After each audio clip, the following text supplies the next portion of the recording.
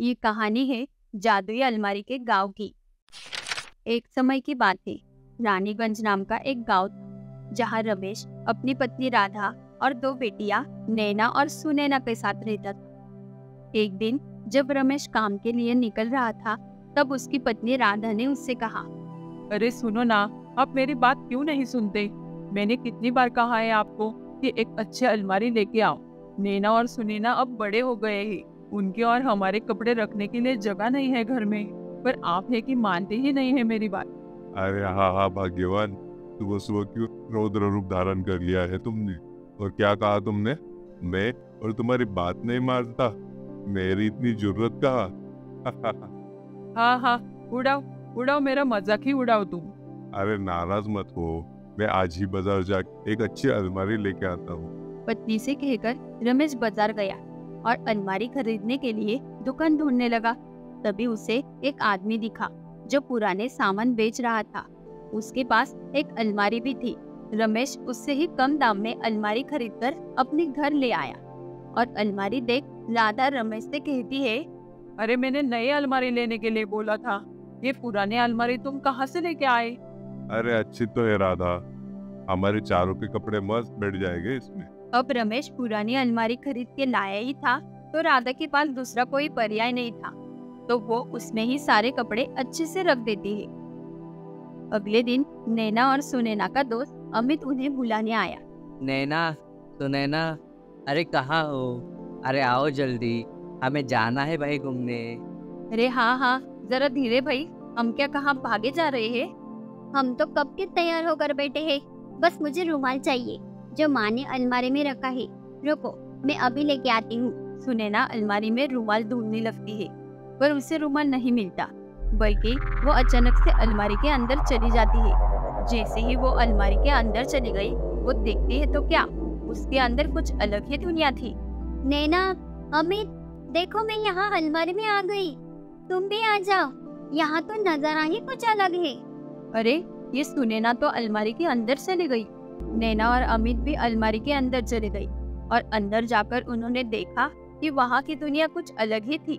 वहाँ के घर, लोग, वहाँ का सब कुछ आकार में छोटा था।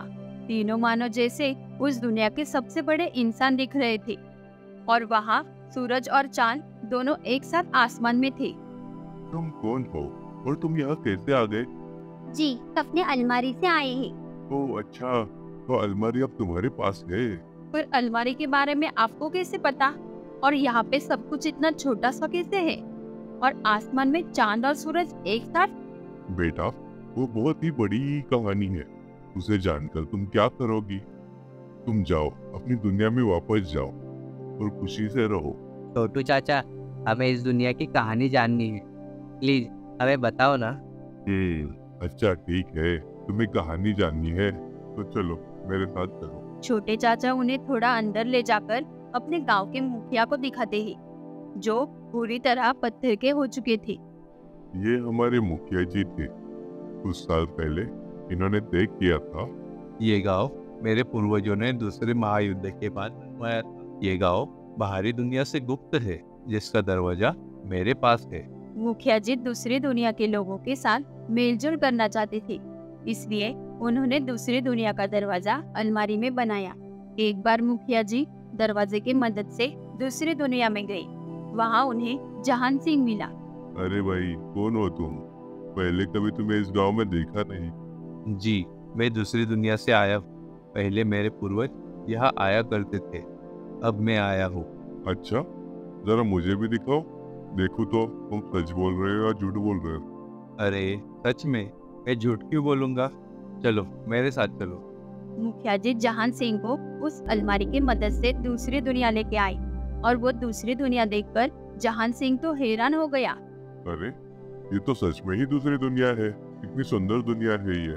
पर ये कैसे हो सकता है? दूसरी दुनिया कैसे बनाई होगी? मेरे जो पूर्वज थे, उन्होंने ये दुनिया बनाई थी। उनके पास एक जादुई रत्न था, उसकी मदद से उन्होंने ये दुनिया बनाई थी। अच्छा, मुझे वो रत्न देखना है, दिखाओ ना मुझे। वैसे तो उस रत्न को दूसरी दुनिया के लोग देख नहीं सकते, पर मैं उसे तुम्हें दूर से दिखा सकता। मुखिया जी ने जहान सिंह को वो रत्न दिखाया। रत्न देखकर जहान सिंह तो हक्का बक्का रह गया। जहान सिंह लालची स्वभाव का था और रत्न को देखकर उसे लालच आना ही था। ये रत्न तो वाकई बहुत सुंदर है। चलो अब निकलता हूँ। जहान सिंह घर जाकर रत्न चुराने की योजना बनाने लगा। अगली सुबह वो फिर से उस दरवाजे की मदद से दूसरी दुनिया में गया और उस रत्न को चुराने जा ही रहा था, उसी वक्त मुखिया वहाँ आ गया। अरे रुको रुको, उसे हाथ मत लगाओ, मेरी बात सुनो। मुखिया की बातों को अनसुना कर जहान सिंह ने वो रत्न उसके जगह से जैसे ही उठाया, उसी वक्त मुखिया पत्थर में परिवर्तित हो गया और उस दुनिया के सभी लोग, घर और बाकी सारे चीजें आकार में छोटी हो गई। यही कहानी है। आज भी वो रत्न उसी जहान सिंह नामक व्यक्ति के पास ही होगा। जहान सिंह, ये नाम तो कहीं सुना लगता है। अरे नैना, जहान सिंह वो तो हमारे गांव के जमींदार है। चाचा, क्या हम उस रत्न को पहले जिस जगह पे था उसी जगह फिर से रख दे तो क्या सब ठीक हो जाएगा? हाँ, हो जाएगी। रत्न के सही जगह होने से ये दुनिया फिर से पहले जैसी हो जाएगी। तो ठीक है, हम इस दुनिया को पहले जैसा बनाने के लिए जहान सिंह के घर से वो रत्न लेके आएंगे। नैना, सुनैना और अमित अलमारी से अपने दुनिया में आ जाते हैं। अलमारी से बाहर आने के बाद वो तीनों योजना बनाने लगी कि कैसे वो रत्न जो दूसरी दुनिया का था, जिसे जहान सिंह ने चुराया था, उसके घर से ढूंढकर फिर से उसकी जगह पहुंचाए। अगले दिन वो तीनों जहान सिंह के घर गए। जमींदार जी, आपको गांव के मुखिया ने बुलाया है। अच्छा, मुझे बुलाया है? ठीक है, मैं अभी जाता हूँ। जहान सिंह के जाने के बाद नैना, सुनैना और अमित जहान सिंह के घर में घुसकर रत्न को ढूंढने लगे। बहुत ढूंढने पर उन्हें वो रत्न मिल भी गया, पर तभी वहाँ जहान सिंह आ गया। मुझे लगा नहीं, दाल में कुछ काला है। मुखिया जी तो कल ही बाहर गए हैं। तुम इस रत्न के लिए यहाँ आए थे? जहान सिंह की बात सुनकर तीनों बच्चे भागने लगे और भागकर वो घर पहुंच गए और अलमारी के अंदर चले गए। उनके पीछे पीछे जहान सिंह भी अलमारी के अंदर घुस गया। बच्चों ने वो रत्न जहाँ था उसकी जगह वापस रख दिया और जैसे ही वो रत्न अपनी जगह पहुँचा, वो दुनिया और दुनिया के लोग जैसे थे वैसे बन गए और मुखिया जी भी पहले की तरह हो गए। वो रत्न मुझे वापस करो, वो मेरा है। वो रत्न हमारा है, तुमने उसे हमसे चुराया था। मैंने तुम पे भरोसा किया था और तुमने क्या किया? कपट से ये रत्न हमसे चुरा लिया। जहान सिंह भागकर उस रत्न के पास गया और उसे उसने अपने हाथ में उठा लिया और जैसे ही उसने रत्न को हाथ में लिया, वो पत्थर का बन गया। जैसी करनी वैसी भरनी, लालच इंसान को क्या से क्या बना देता है। जहान सिंह को वही मिला जिसका वो भागी था। चाचा मुखिया जी को सब कुछ विस्तार में बताते हैं कि किस तरह नैना, सुनैना और अमित ने उन्हें बचाया। मैं तुम तीनों का बहुत आभारी हूँ। तुम्हारा बहुत बहुत धन्यवाद। तुम तीनों ना होते तो पता नहीं और कितने दिन मुझे पत्थर बन के रहना पड़ता। मुखिया जी, आप हमें माफ कर दो। हमारे दुनिया के इंसान ने आपके साथ बहुत बुरा किया। अरे बच्चों, एक इंसान बुरा होने से सभी बुरे नहीं हो जाते।